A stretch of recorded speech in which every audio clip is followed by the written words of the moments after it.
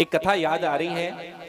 ये कल्प वृक्ष है, इसके सामने आप जिस चीज की कामना करोगे वो तो आपको मिलेगी।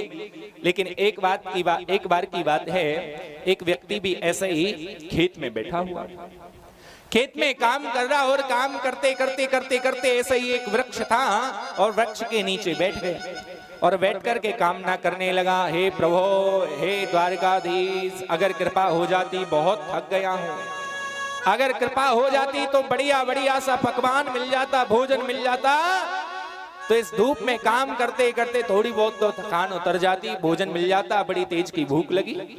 बस उसने कामना ही करी, सोई महाराज खूब सारी दास दासियां आ गई थाल लेकर के और सामने खड़ी हुई, लो भोजन कर लो आप।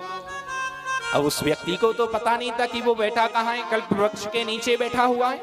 उसने तो मन में कामना करी, मुझे भोजन चाहिए, सोई उसके सामने भोजन भी प्रकट हो गया, सामने भोजन आ गया। अब बोले अब क्या करें।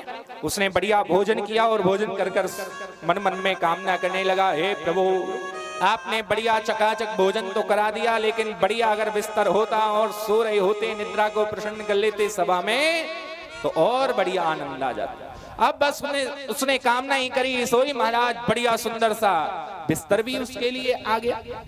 अब उसके लिए बढ़िया सुंदर सा बिस्तर भी आ गया, वो आराम करने लगा और उसने आराम करते करते कामना करी, हे प्रभु, इस खेत में काम करते करते बड़ा परेशान हो गया हूँ, कोई ऐसी सेवक सेविकाएं आ जाती जो चरण दाबने लगती, हाथ पैर दाबने लगती, तो और बढ़िया। अब उसने कामना ही करी, सोई सेवक सेविकाएं आ गई, चरण दाबने लगी।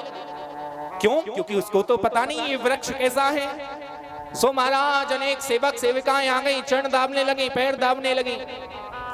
आज उसने कामना करी, सो सबके सब दौड़ते आ गए हैं। उसने एकदम मन में यही सोचा, अगर ये सब होते हुए अगर मेरी धर्म पत्नी देख लेती, तो अगर उसके हाथ में झाड़ू होती तो वो भी झाड़ू लेकर के दौड़ी दौड़ी आ जाती। अब बस उसने कामना ही करी, सोई महाराज उसी की श्री देवी झाड़ू लेकर के उसके सामने आ गई। अरे तुम यहाँ चरण दबा रहे हो, क्यों?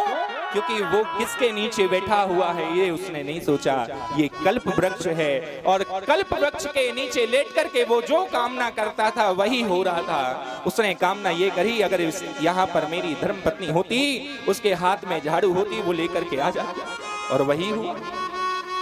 कहने का तात्पर्य है कि ये कल्प वृक्ष है, इसके सामने आप जो चीज मांगोगे, जिस वस्तु की, जिस चीज की कामना करोगे, ध्यान से वो आपको अवश्य आने वाले समय में अवश्य प्राप्त हो जाएगी। प्रेम से बोलो राधे राधे।